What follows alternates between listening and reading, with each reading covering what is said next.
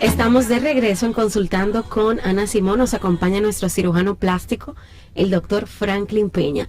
El doctor está dando información importantísima porque cuando vamos a hacernos una cirugía plástica tenemos que estar seguros de qué médico, de quiénes van a trabajar junto a él, también en qué lugar y cómo nos protege, por ejemplo, el Estado a través del Ministerio de Salud Pública. Doctor, yo recuerdo hace un tiempo una amiga me contaba que ella se hizo un proceso de los senos y cuando ella se despertó había tenido una cantidad más grande, mayor, un implante mayor de lo que ella quería.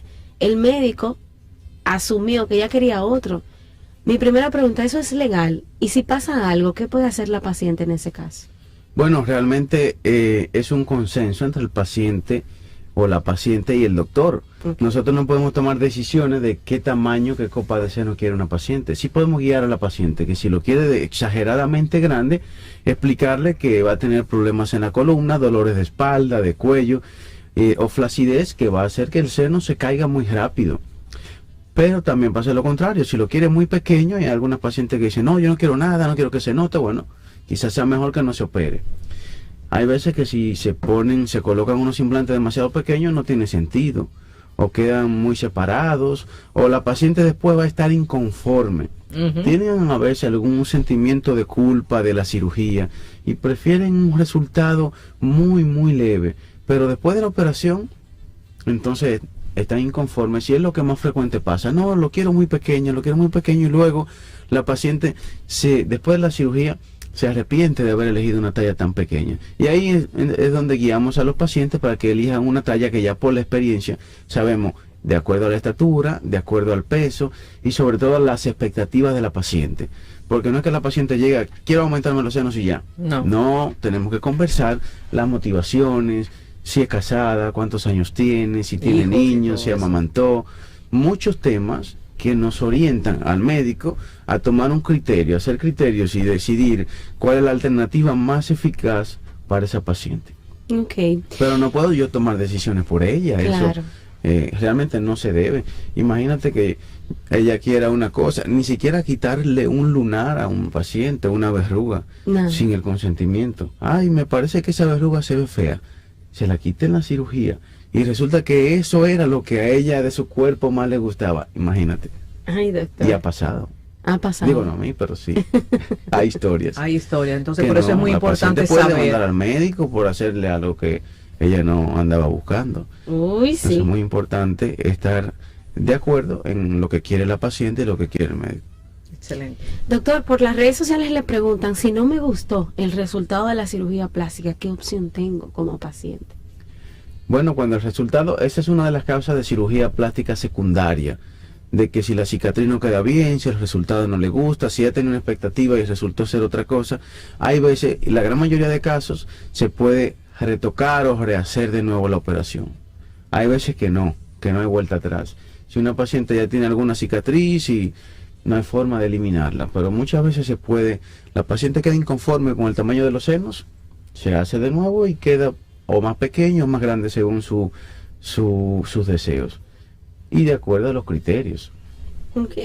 Doctor, alguien también pregunta en las redes sociales, ¿qué preguntas personales tiene que hacerte el médico en la entrevista antes de la cirugía plástica? Todas.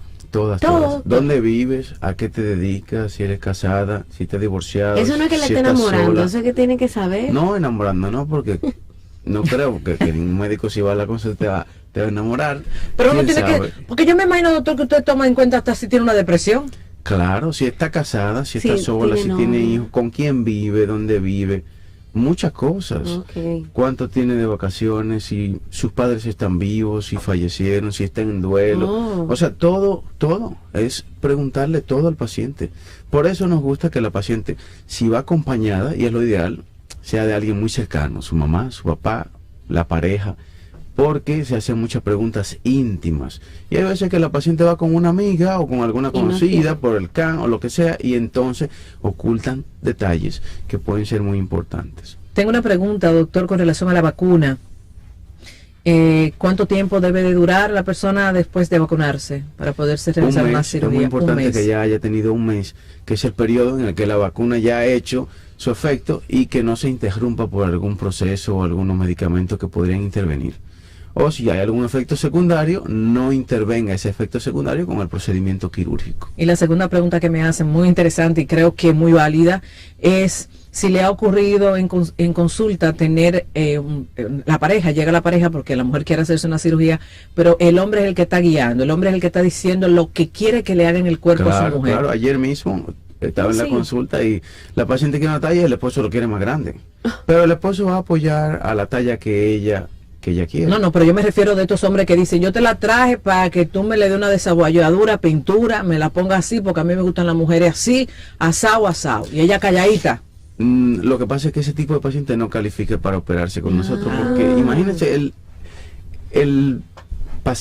la paciente es la que tiene que tomar la decisión junto con el criterio médico. Entonces ahí ya yo no puedo seguir órdenes de que póngala así, no se puede, no está bien, porque imagínate que la paciente se ponga una talla de seno y que ella no quiera, y ha pasado, me han llegado pacientes, no, me puse esa talla hace tantos años porque mi esposo lo quería así.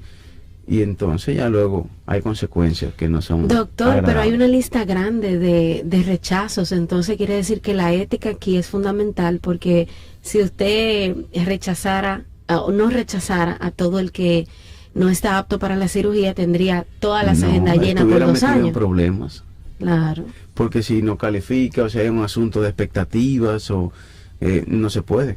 Entonces es muy importante tomar en cuenta eso a la hora de, por la paciente, pero también por el médico, porque tú dices, si hay alguna complicación que se puede prevenir, si una paciente tiene una expectativa que de ningún modo va a quedar conforme, y sabemos que es un tipo de paciente que necesita mejor una terapia, una psicoterapia o una visita al psicólogo o al psiquiatra, hay gente que piensa que les recomendamos visitar al psicólogo porque esté loco o se ofenden, doctora, pero no es así. Es para que tengan una idea bien clara y tomen una decisión adecuada que luego en un futuro no se arrepientan. Es así. Doctor, usted sabe que los dominicanos inventamos mucho, por ejemplo, con remedio casero. Sé que el nivel de sangre a la hora de una cirugía tiene que ser alto, no puedes tener anemia, entonces hay que hay un jugo refresco rojo. De 12 para adelante, exacto. Un jugo de limón, de remolacha, ¿usted ha oído de ese? No, del último que escuché fue refresco rojo. Refresco para aumentar la sangre. La sangre es roja también. Doctor, ¿usted no ha escuchado eso? Sí, claro. Yo escuché la remolacha. Yo lo escuché, yo me quedé como que no entendí. La remolacha, zanahoria, ajíes, sí, influyen y ayudan.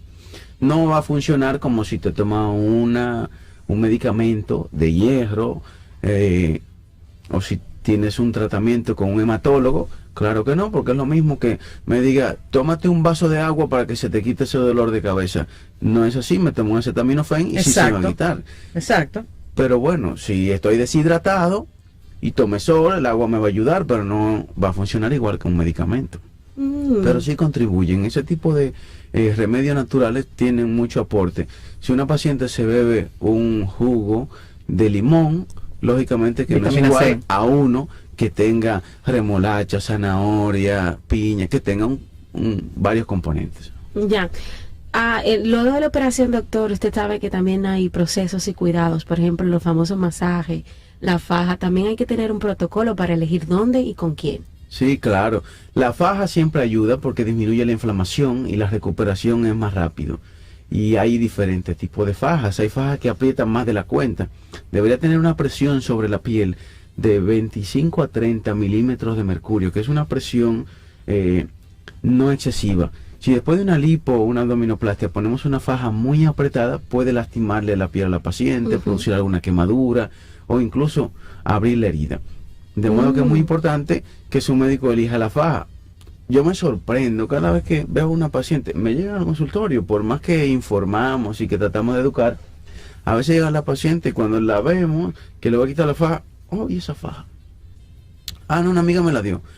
Pero entonces, no es la talla que le corresponde, o tiene un modelo o los broches en el centro cuando no debería tenerlo ahí, sino en la parte lateral, o tiene unos tirantes muy finos y tiene una cirugía de mamas. Entonces hay diferentes fajas, diferentes tipos de presión, diferentes marcas, y su médico tendrá la experiencia de cuál le conviene. Muy bien. Voy a pasar a las redes sociales a leer sus preguntas, pero también pueden comunicarse con el cirujano plástico en cabina si quiere hacerse una cirugía, si tiene alguna pregunta del proceso antes o después o durante. Pueden llamar a nuestro cirujano plástico, así se guía y tiene pues las respuestas adecuadas y disminuye un poco el miedo y el riesgo. 809-683-8790. También 809-683-8791. Y pueden llamar si se encuentra fuera del país al 888-552-6568 y desde el interior 809-200-7777. Con esos números se comunican a cabina y hablan con el doctor Franklin Peña. Llamen de inmediato y se van a comunicar con él. Vamos a ponernos los audífonos, doctor, para escuchar a nuestras oyentes y oyentos también, como dice el lenguaje inclusivo, ¿verdad? Hola. Muchacha, no toques esa Buenas. Adelante. Gracias. Yo quiero preguntarle al doctor. Yo tengo 46 años. Sí tengo varices, pero a mí siempre me gustaría hacerme una bariátrica. Pero mi miedo ¿es verdad que es el 80% del estómago que le cortan a la persona o puede ser un poco menos? ¿Y cuántas libras tienes? ¿Cuántas libras tienes? ¿Ah? ¿Cuántas libras tienes? 185. Muy bien. Muchas gracias por la pregunta. El peso quizá no califique para una cirugía bariátrica, a menos que tenga ella menos de 5 pies. Y es muy importante que el paciente de una cirugía bariátrica primero haga varias evaluaciones siempre, de cirugía bariátrica, de cirugía plástica, de cualquier procedimiento. Es necesario que uno tenga varias opiniones, pero con 180 libras no parece que sea una cirugía bariátrica. Así es. La gente quiere la cosa rápida y sin esfuerzo. Usted hace una dieta, hace ejercicio, se sacrifica unos meses y se va a poner en un peso más adecuado y se hace cualquier cirugía plástica o ninguna si acaso no necesita o no tiene flacidez. Pero una bariátrica es un cambio en el sistema gastrointestinal serio. Es el 70% del estómago que se quita. Entonces, ese estómago, si la paciente no tiene un hábito alimenticio, en 3 o 4 años, ¿sabe qué? Crece de nuevo. Y la paciente vuelve y engorda. Porque no es un tema de que el estómago no le va a caber mucho al principio. Pero si sigue ansiosa, si sigue comiendo, si sigue entrándole calorías al cuerpo sin control, vuelve y engorda a la paciente. Ya tenemos casos, ya la cirugía bariátrica tiene 15 años popularizándose, y hay casos de pacientes que se han operado, bajaron de peso, se pusieron delgados y ya otra vez tienen el mismo peso. Y no se le puede volver a quitar el 70% de nuevo al estómago que creció, que ya... Entonces son cambios serios y sugerimos tener una opinión de un cirujano bariátrico. Esa cirugía la hace un cirujano bariátrico que es cirujano general y luego hace un entrenamiento especializado en este tipo de procedimientos. Seguimos, doctor, respondiéndole a la gente. Buenas. Buenas. Hola, adelante. Buenos días. Doctor, yo tengo dos preguntas. La primera, ¿cuál sería el peso normal para operar? Un ejemplo, yo mido 5.5 y tengo 2.35. Y la otra es, ¿cuál sería el riesgo de un falsémico o portador de falsemia? Gracias. Muy buenas preguntas. Voy a comenzar por la última. El falsémico es diferente al portador de falsemia. Son cosas distintas, así que un falsémico es falsémico y un portador no es falsémico, solamente tiene rasgos que va a transmitirle a sus hijos genes que puede hacer falsémicos a su descendencia. Pero un hematólogo tiene que hacerle una prueba o varias pruebas hematológicas para saber si el paciente califica, no califica, necesita tratamiento. Y nosotros en nuestro equipo, doctora, y vamos a invitar al hematólogo que nos acompaña con los pacientes.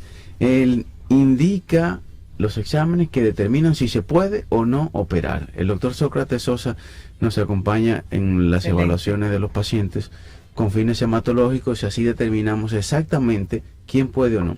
Y luego, con relación al peso, es muy fácil. En nuestro website, drfranklinpeña.com, o también en Google, pone calcular índice de masa corporal. En el website hay una pestañita que habla de índice de masa corporal, pone la estatura, pone el peso y ahí dice exactamente cuánto tiene.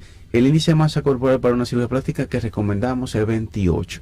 Más de 28 ya el paciente está en obesidad o con un sobrepeso que no es manejable para cirugía plástica. Con 5 pies y 5 pulgadas es más o menos 160, 165 libras el máximo para una cirugía plástica. Ok. Buenas. Hola, buenos días. Hola. Buenos días. Disculpe, doctor, puse el programa ya después de haber iniciado, pero tengo una pregunta. No sé si tocaron el caso de la chica, de la última chica que falleció, ahora recientemente. Doctor, ¿qué tiempo debe esperar una persona después que da a luz para hacerse una cirugía plástica? Porque, por ejemplo, esta chica, soy vecina de la chica fallecida, esta chica solamente tenía 6 meses de haber dado a luz y, por ejemplo, todavía la chica ya no estaba amamantando, pero o sea, era muy rápido. Entonces quisiera saber qué tiempo debe esperar una persona después de dar a luz. Buena pregunta. Sí comentábamos al principio sobre este lamentable hecho y realmente cuando surge alguna eventualidad se busca todas las cosas que pudieron causarla. Fue tal cosa, fue que vino, fue que llegó tarde, fue que llegó de noche en el avión, fue que el avión subió muy alto, nada de eso. No. La verdad, el tiempo, después de 6 meses, ya en 6 meses ya el cuerpo está normal. No. La verdad no tiene nada que ver, nada. Okay. Incluso antes puede ser, a los 4 meses, ya el útero, los tejidos, o sea, no todo, fue, todo, eso no tiene nada que ver. No fue eso.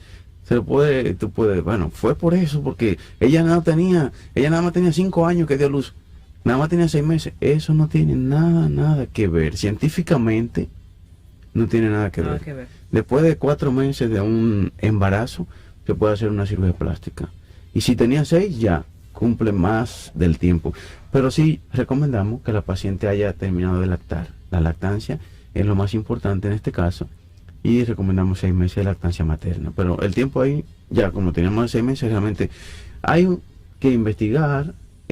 Para eso están otros especialistas que en la medicina forense para saber exactamente qué pudo haber pasado. Sin estar ahí, es injusto que hagamos comentarios. Claro. Sin saber.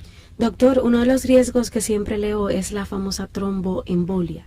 ¿Qué es y cómo disminuir el riesgo en cirugía plástica? La tromboembolia es eso, los coágulos o trombos que comentábamos que se pueden formar en las piernas o en los miembros inferiores, en cualquier arteria o vena, y que pueden...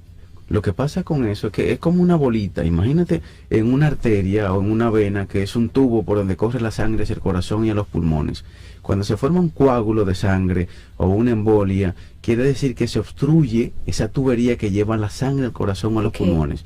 Y si no te llega la sangre que necesita el corazón o que necesitan los pulmones, entonces hay falta de respiración, baja el oxígeno en el cuerpo o puede haber un infarto y ahí hay consecuencias graves. No solamente el coágulo no importa, es la consecuencia o lo que va a obstruir el paso de sangre a los pulmones, al corazón o al cerebro, lo que sí trae consecuencias más graves, que haya un daño pulmonar, un daño cardíaco o cerebral. Bien, vamos a seguir, amigos, respondiendo sus preguntas en las redes sociales y también a través de las llamadas. Nuestro cirujano plástico, el doctor Franklin Peña, está en cabina los miércoles de cirugía plástica. Hola. Sí, buena. Hola. Yo quiero hacerle una pregunta. Mi hermana se ha hecho varias cirugías. Ella viene de una bariátrica, ya se está haciendo las reconstrucciones. Pero ella hace queloide. Ahora le hicieron la cirugía de los brazos y el doctor de una de las refirió para que, es decir, antes de operarse le hizo todas las evaluaciones también para darle radioterapia.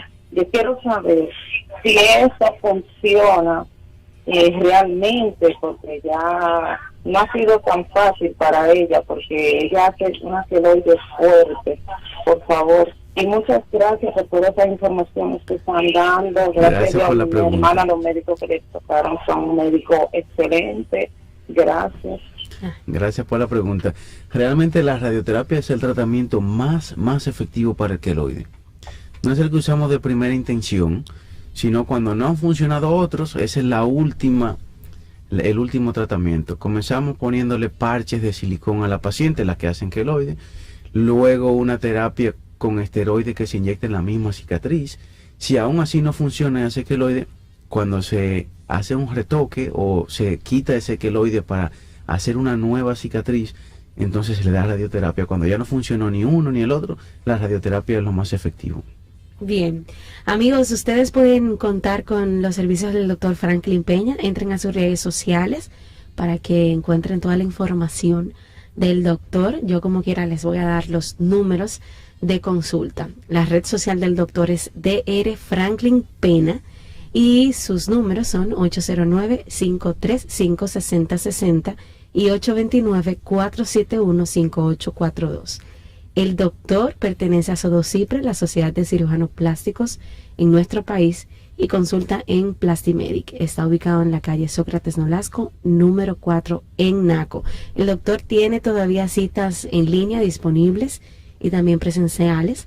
Vaya preparándose desde ahora si quiere, por ejemplo, para diciembre, hacerse su arreglito, si va a coger sus vacaciones. Que hablando de eso, doctor, las extranjeras o dominicanas que viven en otro país, que quieren venir a arreglarse aquí, hacerse su cosita, ¿qué tienen que tomar en cuenta? ¿El tiempo? Es muy importante el periodo de recuperación y el tiempo que van a estar aquí, pero asegurarse sobre todo de quién la va a cuidar, dónde se van a quedar, quién va a estar acompañándole, porque no puede venir sola, sin depender o sin tener alguien que esté siempre disponible para cuidarla, para los traslados y eso.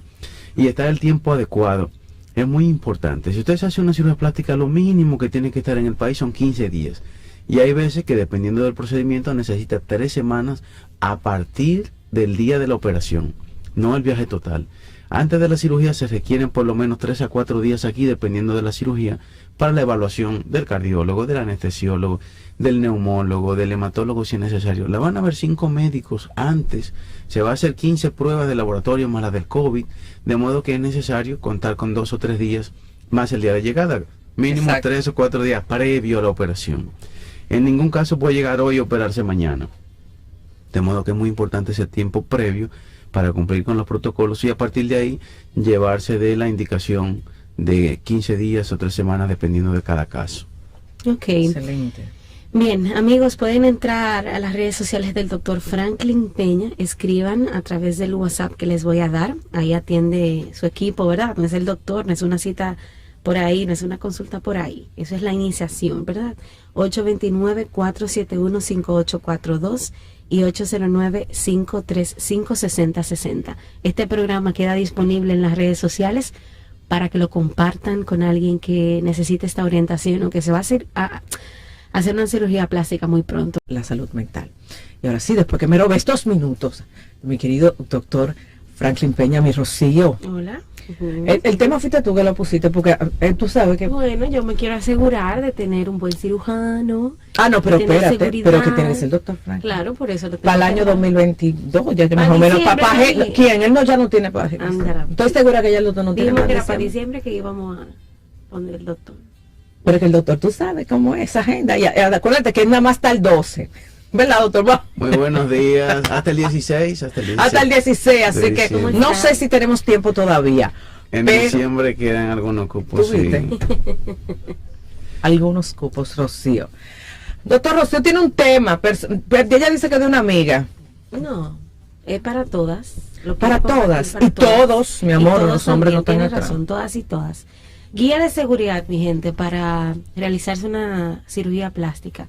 ¿En qué médico confiar? ¿A qué clínica ir? ¿Qué exámenes hacerse? ¿El médico está preparado? ¿Sí se puede hacer esa cirugía? Y con esta guía vamos a aprender todos de la mano de nuestro cirujano plástico, el doctor Franklin Peña. Doctor, ¿cómo está? Muy bien, encantado de estar con ustedes. Qué bueno tenerlo por aquí. Con mucho trabajo y una gira interesante. Ay, ¿usted vio? Sí, ya la vi. Vámonos, qué bueno. doctor, para allá. Claro, si usted va conmigo. Oh, sí. No, vamos las dos, todos. Vámonos, doctor, para allá, una de esas. No lo roban. Ya no tengo más. No lo roban. Si va con nosotros, no lo roban. El doctor no puede, doctor. El doctor no lo puede. Qué bueno. Tiene una agenda muy apretada. Mucho trabajo, ustedes, sí. Pero sí, cambien de ambiente. Van a seguir trabajando mucho, pero así un ambiente es. diferente. Eso es así, eso es así. Me alegro mucho. Doctor, Perdóname, este tema también, doctora, a nosotros nos llamó mucho la atención tratarlo por el hecho de, hace pocos días hubo un fallecimiento de una chica súper joven que dejó en orfandad una bebé de 6 meses. Entonces sigue existiendo, no sé si la mala praxis, porque no soy quien para decirlo, porque no sé dónde fue ni nada, pero solamente supe de ese fallecimiento por una aumento de mama o levantamiento, no recuerdo qué fue. La cuestión es que uno dice, caramba, tanta información que uno da, tantas cosas que se deben de tomar en cuenta, pero doctor, siguen llegándonos correos pidiendo saber el procedimiento. Se escandaliza mucho uno porque en cirugía plástica los pacientes se supone que están sanos y que están bien y que quieren estar mejor.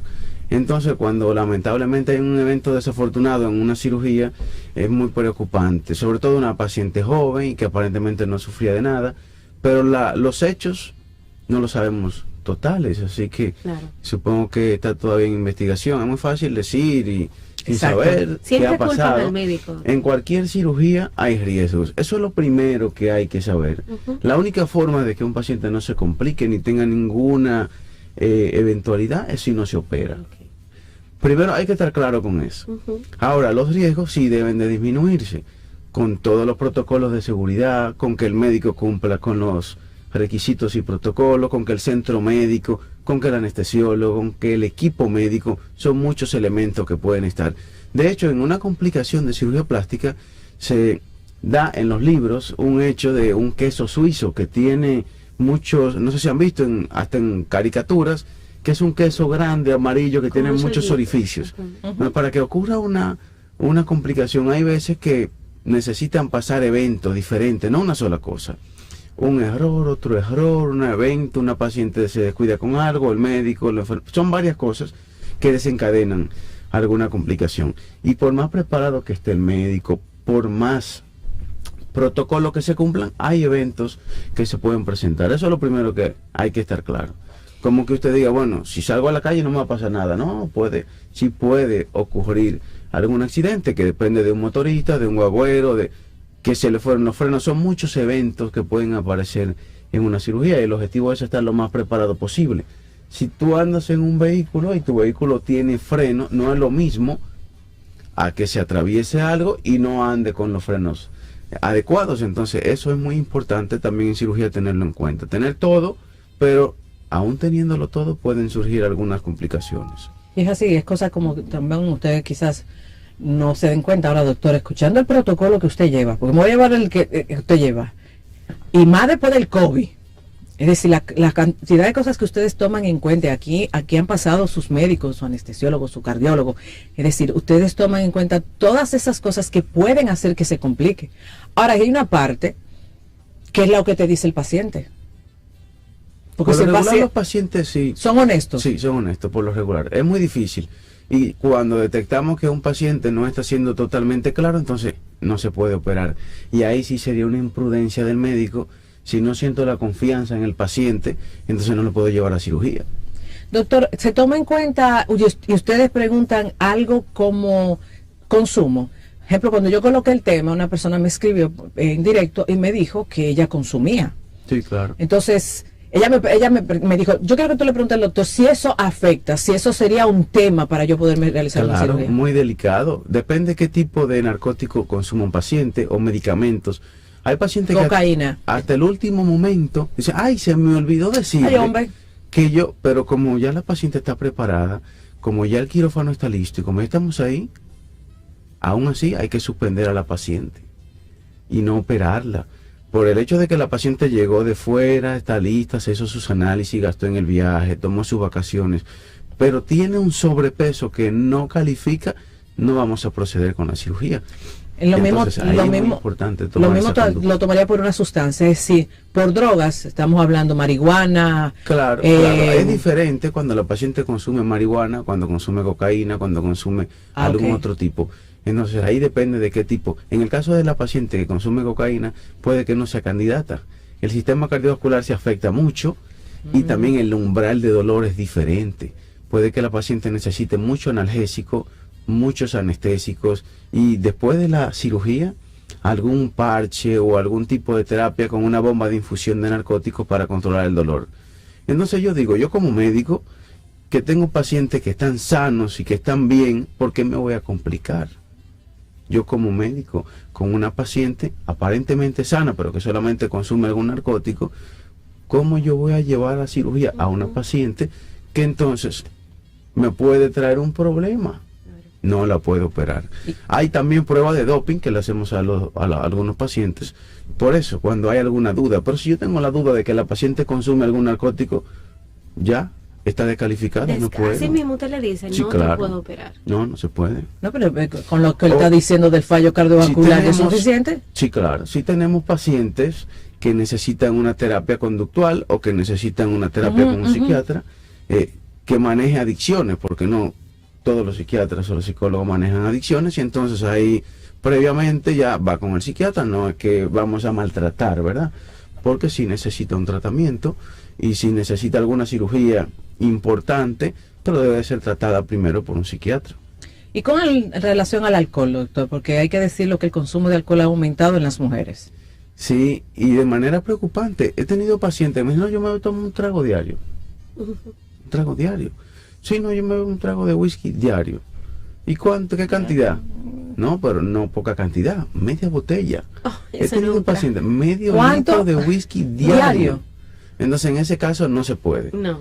Necesita primero un reacondicionamiento, porque con ese consumo, a la hora de que se haga la cirugía, necesita por lo menos un mes sin alcohol, en esa cantidad. Es decir, ¿cuál es la cantidad para ustedes como lógica? Porque todos los médicos lo preguntan, ¿bebe? Ocasional. Entonces, quizá uno para uno, el ocasional, doctor, un traguito. Entonces, no, para el médico, ¿qué es lo que es ocasional? Ocasional, 2 o 3 tragos por semana, me refiero a 1 o 2 copas o 1 o 2 cervezas.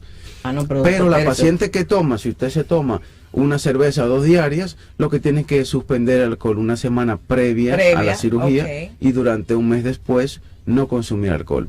Su experiencia desde el COVID hasta ahora, ¿ha habido aumento en el uso de alcohol en las mujeres? Sí, claro, porque por muchos factores. Bueno, doctora, se tumban. A mí me dicen, necesito dormir, me tomo el whiskycito o el vinito y eso me da sueñito. Es decir, lo utilizan como un ansiolítico en el momento. Pero las pacientes tienen una motivación con el tema de la cirugía, y muchas paran el trago. Sí, lo suspenden. Y son muy conscientes de que no pueden tomar tomando medicamentos. Porque eso sí, cualquier persona que se tome un antibiótico, que se tome un analgésico, sabe que no puede consumir alcohol junto con alguna medicina, porque pierde el efecto o puede tener alguna interacción medicamentosa. Ahí está. Doctora, referente a la noticia, por ejemplo, que dio la doctora al principio de la muchacha que murió, no solo ella, han habido muchos casos. Y yo como usuaria de las redes sociales, los periódicos, siempre leo que hay generalmente 2 culpables, la clínica y el médico. Buscan culpables, eso dentro de su dolor, etcétera. Yo no sé. A nivel del Ministerio de Salud Pública, ¿qué hace? ¿Cómo te garantiza realmente que en esa clínica hay seguridad para ti o que ese médico está certificado?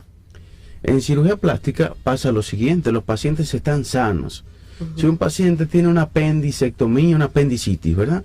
Y fallece, puede que se haya infectado, que tuviera alguna peritonitis.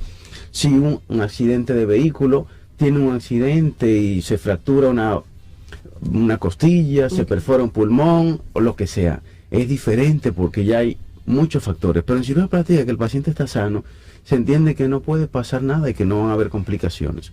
De modo que ahí es muy delicado cómo se investiga cada caso es muy particular. No podemos decir que el culpable es la clínica, que el culpable es el médico, que el culpable es el anestesiólogo, sino que hay que investigar cada caso en particular, porque pueden haber o múltiples factores, o sí un causante, o una mala práctica, o una negligencia, y entonces ahí hay que investigar cada caso. El Ministerio de Salud por lo regular hace una investigación, no solo en casos de cirugía plástica, en mortalidad infantil, en mortalidad materna, en cualquier caso, el Ministerio de Salud rige lo que está pasando, investigan primero si el centro médico está habilitado para los procedimientos que se hicieron, si tiene las condiciones, si el médico tiene toda su documentación de su formación, porque también pasa con el intrusismo, en psicología también, en psiquiatría, y usted sabe por su centro, que hay, un médico se gradúa de médico, se gradúa de cirujano, se gradúa de cirujano plástico y ya. No, tiene que tener la aprobación del Ministerio de Salud Pública, de MESID, de un S4, un montón de papeles. Y entonces, por ahí comienza todo. Y es muy importante investigar, porque ahora usted le pregunta a su médico, si usted no confía en su médico cuando va a la consulta, así es, no se opere. En medicina, digo, debería de ser igual en cualquier servicio. Si usted ve que lo que le importa a quien le da el servicio es el dinero, váyase inmediatamente, porque en salud no se puede. Un profesional de la salud no puede buscar el dinero.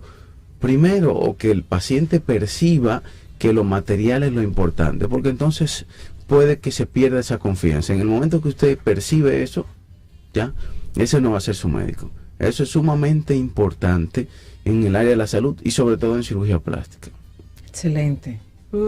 Qué cosa tan interesante. Siempre aprendemos. Es así, doctor.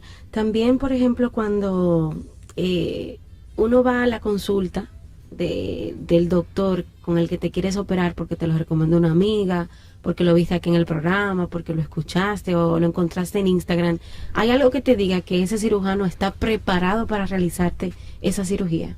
Lo primero es averiguar en Google. Okay. En Google puedes poner doctor fulano de tal y hacer una investigación rápida de los comentarios que tiene el doctor. También en las redes sociales ayuda a tener una conciencia de mano de quién te pones. Pero también está la Sociedad Dominicana de Cirugía Plástica, que acredita los cirujanos plásticos que están en nuestro gremio, tienen sus certificados al día, pertenecen a la sociedad, están todo lo que necesitan para poder ofrecer servicios de cirugía plástica. De modo que es muy importante comenzar por ahí, averiguar en la Sociedad Dominicana de Cirugía Plástica, SODOCIPRE, o llamar por teléfono a la sociedad, y ahí se puede, oiga, estoy llamando porque quiero operarme con el doctor Tárez. ¿Le está acreditado por la sociedad? Claro. Ya, así, un minuto toma llamar a la Sociedad Dominicana de Cirugía Plástica y asegurarse de si su médico califica. Y otra es llamar y averiguar sobre el centro, al Ministerio de Salud Pública. El centro tal está acreditado para cirugía plástica. Y ahí ya usted sabe si al sitio que está yendo, donde se va a atender, ya cumple con eso. Ya de ahí en adelante, pues hay otras cosas que es muy importante saber. Y por ejemplo, ¿en la clínica tiene que cumplir con algún protocolo, doctor? Sí, con varios protocolos. Hay protocolos que son de infraestructura, que disponga de salidas, de emergencia, de entrada, de escaleras adecuadas, de ascensores. Hasta la puerta de las habitaciones tienen que tener una dimensión adecuada para que las camillas entren y salgan. Son muchos los requisitos. Sí, por eso es tan exigente el tema de las habilitaciones desde salud pública, no tan solo para los centros de salud física, sino también los de salud mental. Se exigen una cantidad de cosas, y eso para prevenir, para cuidar a los pacientes. Realmente. Y en toda Latinoamérica, no crean que nuestro país está detrás, está muy exigente en cuanto a los protocolos y en cuanto a la conducta que se toma frente a la acreditación de un centro médico. De ahí que no solamente ya lo que hablamos de infraestructura, sino también del personal médico y paramédico, que cada enfermera que trabaja en ese centro, cada médico, cada anestesiólogo, cumpla con su documentación académica, su documentación de permisos de S4, de modo que no solamente tengo un gran centro, sino que también el personal que está ahí está calificado para hacer el trabajo que se necesita. Y que si surgiera alguna complicación, porque no somos dioses los médicos, si surgiera alguna complicación, se tenga con qué resolver. Que si pasa algún evento desafortunado, no fue porque faltara un equipo o porque faltara un personal que debió estar ahí para resolverlo. La consecuencia más fatal, doctor, sería perder la vida, pero ¿cuáles son esos riesgos que se pueden tener en una cirugía plástica? En una cirugía plástica, al igual que en cualquier procedimiento, hay riesgos generales, como algún sangrado, alguna infección, dehiscencia, que es cuando se abre la herida. Eso es lo básico que se puede resolver en la gran mayoría de casos sin ninguna eventualidad mayor. Y antes de que el fallecimiento, que es lo peor, ocurre, puede haber otra complicación que se llama tromboembolia, que son coágulos o trombos que se forman o en las venas de las piernas o de los muslos o en cualquier vaso o arteria o vena. Entonces ahí es muy importante tener el control y la profilaxis, los protocolos para prevenir coágulos.